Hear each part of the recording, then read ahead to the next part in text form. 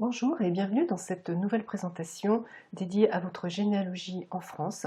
Aujourd'hui, nous allons voir ensemble qu'il n'y a pas que l'état civil pour rechercher vos ancêtres et enrichir votre généalogie et votre histoire familiale. Nous allons voir qu'il y a beaucoup d'autres sources. Cette présentation n'est pas exhaustive, mais nous verrons ensemble comment trouver d'autres ressources en ligne.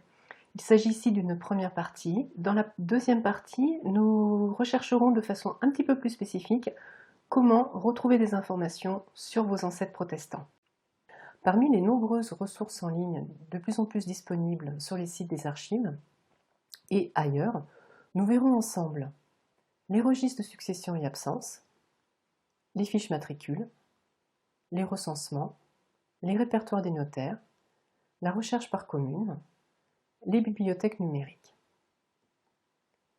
Les registres de succession et absence vous permettent de retrouver un ancêtre dont vous ne connaissez pas le décès. Chaque décès devait être enregistré dans un bureau dont dépendait la commune. Ainsi, si votre ancêtre est décédé en dehors de son domicile, vous le retrouverez dans ces registres. Selon les archives, vous pouvez le retrouver sous le terme de registre de succession et absence ou enregistrement.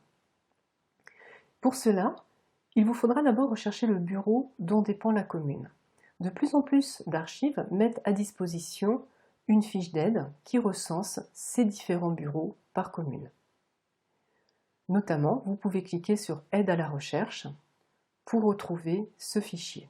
Une fois que vous connaissez le bureau dont dépend la commune de domicile de votre ancêtre, vous le sélectionnez sur le site. Vous sélectionnez ensuite la date du registre, donc vous pouvez indiquer une fourchette. Vous pouvez sélectionner ensuite le registre. Parmi les informations contenues dans le registre, vous avez d'abord le classement par ordre alphabétique du nom de famille, puis chronologique de la date de décès.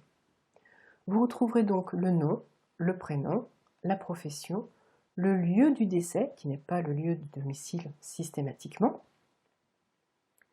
la date du décès, l'âge, ainsi que d'autres informations complémentaires, par exemple s'il était célibataire, veuf ou époux de, ainsi que d'autres informations liées au décès.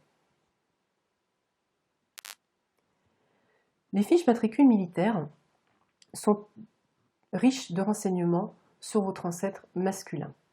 Elles sont disponibles à partir de la classe 1867, c'est-à-dire pour tous les individus nés à partir de 1847. La classe se calcule ainsi l'année de naissance plus 20 ans. Il vous faudra sélectionner le bureau de recrutement dont dépendait votre ancêtre. Cela dépend de son domicile ou de son lieu de naissance. Si vous ne le connaissez pas, vous rechercherez le numéro de matricule dans les tables. Vous sélectionnerez le registre. Puis, vous relèverez les différentes informations. Parmi celles-ci, le degré d'instruction de votre ancêtre. Dans les deux vidéos qui vont suivre, nous aurons une vidéo sur le Grand Mémorial qui vous permet d'accéder directement à une fiche matricule sur un site d'archives si celle-ci a été indexée. Dans la deuxième vidéo, nous verrons ensemble comment lire une fiche matricule. Pour trouver le site du Grand Mémorial, je vous recommande de faire une recherche sur votre moteur de recherche. Il vous suffit de saisir Grand Mémorial. Vous arriverez sur cette page d'accueil. Vous découvrirez notamment exactement en détail qu'est-ce qu'un registre matricule, ainsi que les bases présentes sur le site. Il vous suffit de taper le nom, le prénom de la personne que vous recherchez et de valider. Vous aurez plusieurs réponses. Vous pouvez sélectionner par lieu, date, profession ou la base de données, à savoir les archives en ligne. La personne que je recherche est originaire de Haute-Loire, je sélectionne donc cette base. Je trouve bien la fiche d'Antoine Boudarel, il me suffit de cliquer dessus pour arriver directement sur le site des archives en ligne. Je valide la licence et j'arrive sur la fiche matricule. Je retrouve diverses informations, le nom, le numéro de matricule, l'état civil, et d'autres informations que nous verrons plus en détail dans la vidéo suivante. Nous allons voir en détail les informations que contiennent une fiche matricule. Dans cette fiche matricule, nous retrouvons la classe de mobilisation 1907, le numéro de matricule de recrutement, le nom, le prénom et éventuellement le surnom. Nous avons également l'état civil, date et lieu de naissance, la profession et des informations concernant les parents. Ici, nous voyons que la mère de Joseph Boudarel est décédée. Nous avons ensuite la description physique, la taille, ainsi que le degré d'instruction générale.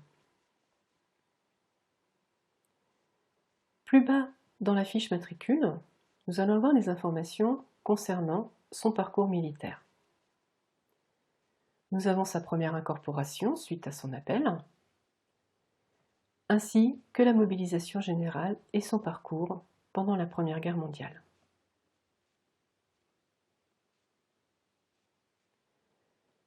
Dans la colonne de droite, nous retrouvons les différents régiments dans lesquels il a été incorporé, puis la liste des communes successives dans lesquelles il a habité, ce qui peut être très intéressant pour le retrouver, notamment grâce au recensement. Enfin, en bas de la fiche matricule, nous avons les différentes campagnes auxquelles il a participé, ainsi que les blessures, actions d'éclat et décorations. Les recensements de population. Vous les trouverez généralement disponibles à partir de 1836. Certains ont été réalisés avant, mais peu sont nominatifs. Généralement, il s'agit de recensements statistiques. 2 exemplaires existent, un en mairie et le deuxième aux archives départementales. Ils ont été réalisés tous les 5 ans, sauf en période de guerre. Il y a donc eu un décalage pour le recensement de 1871 qui a été réalisé en 1872. Vous n'en trouverez pas pendant la Première Guerre mondiale, ni pendant la Seconde Guerre mondiale. Le recensement est intéressant pour retrouver la constitution d'une famille, les parents, les enfants, mais également d'autres membres de la famille ou des employés présents au domicile. Vous aurez également des informations comme l'âge, la profession, l'employeur et diverses informations selon les années.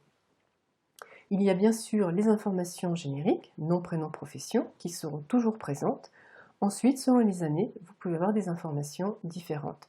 Vous retrouverez ces 2 tableaux sur le site GeneaWiki.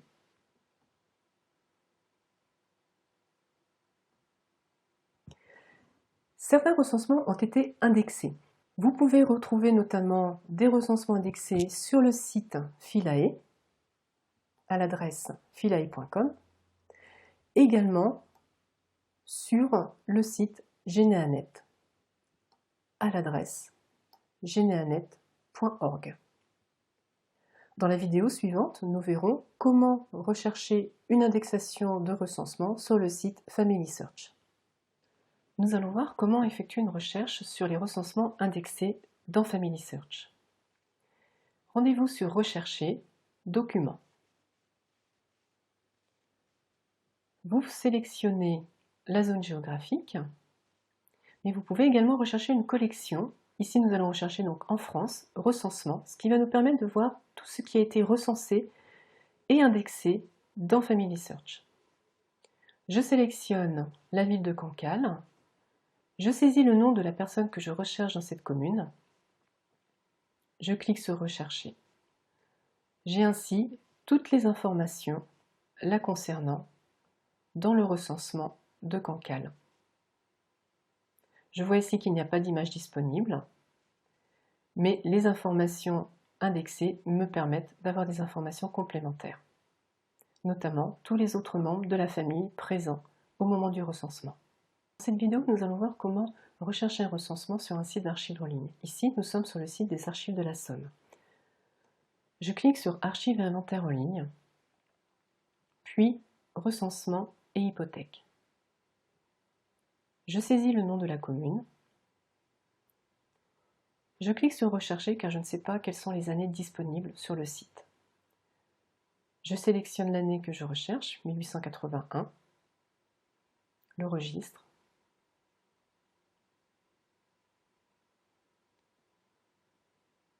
Il me suffit ensuite d'agrandir la vue. Ici, je peux avancer de vue en vue. Je vais agrandir encore un petit peu. Je verrouille le zoom.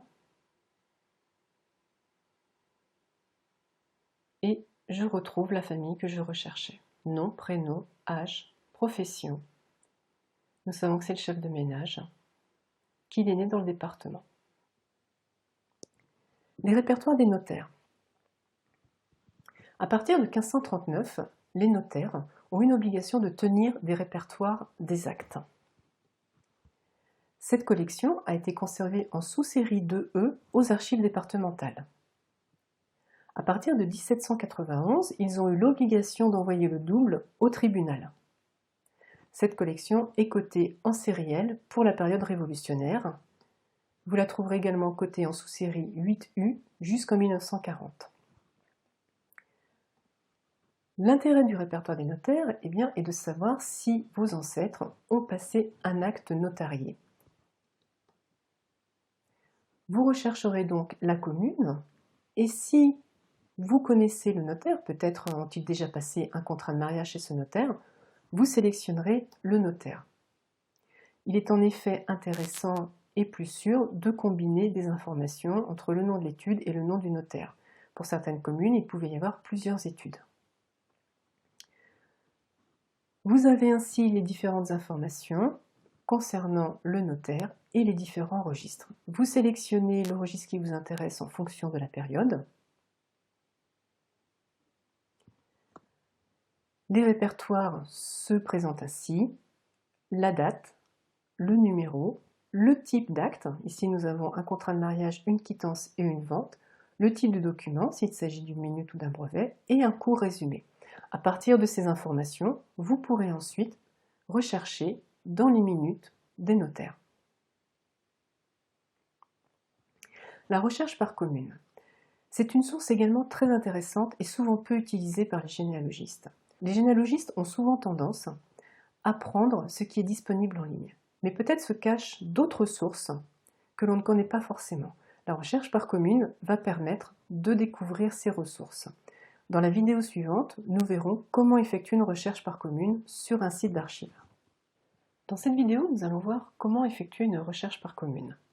Nous sommes ici sur le site des archives départementales de la Saône-et-Loire. Nous avons directement un accès recherche par commune. Je tape le nom de la commune qui m'intéresse. Je vois ici tous les documents disponibles, l'état civil, l'état décennal, le cadastre, les recensements, l'inventaire du patrimoine, l'inventaire des écoles, ainsi que les cartes postales. Je peux ainsi découvrir des vues anciennes de la commune sur laquelle je fais les recherches. Les bibliothèques numériques sont également une autre source d'informations pour votre généalogie. Elles disposent de nombreux documents, de revues savantes, des fois de généalogies constituées qui ont été étudiées par des associations ou par des historiens, mais également de la presse ancienne numérisée dans laquelle vous pourrez retrouver votre ancêtre. Ici, vous avez le site Gallica, qui est la version numérique de la Bibliothèque nationale de France. Sur le site Gallica, vous pourrez faire une recherche par thématique, histoire, ressources généalogiques. Vous arriverez ainsi directement vers un menu qui vous présentera les différentes ressources généalogiques utiles aux généalogistes et disponibles dans Gallica, telles que des informations, des ressources sur la noblesse, mais également sur la presse ancienne, sur l'indicateur des mariages de Paris et beaucoup d'autres informations. Il n'y a pas que Gallica en bibliothèque numérique. Vous pouvez également, dans votre moteur de recherche, saisir bibliothèque numérique. Vous verrez déjà l'offre disponible et vous pouvez ensuite préciser la commune ou la région sur laquelle vous menez vos recherches. Pour enrichir votre généalogie, nous avons vu qu'il n'y a pas que l'état civil. Bien évidemment, vous avez les registres baptême, mariage, sépulture avant la Révolution, ou naissance, mariage, décès après la Révolution et l'étape décennale pour vous aider à retrouver une date dans ces registres. Mais nous avons vu dans cette présentation qu'il n'y a pas que cela. Vous pouvez également rechercher dans les successions et absences, dans les archives notariales, les recensements militaires, les recensements de population. Les archives en ligne, selon le département, vous proposent également un choix plus ou moins vaste. Vous pouvez notamment trouver des listes électorales, les hypothèques et cadastres si vous faites la généalogie d'une maison, la presse, des annuaires et bottins, des fonds iconographiques, mais également des délibérations du conseil municipal. Ces délibérations sont importantes pour connaître la vie de la commune, mais également notamment pour des aides apportées aux familles les plus pauvres ou en détresse.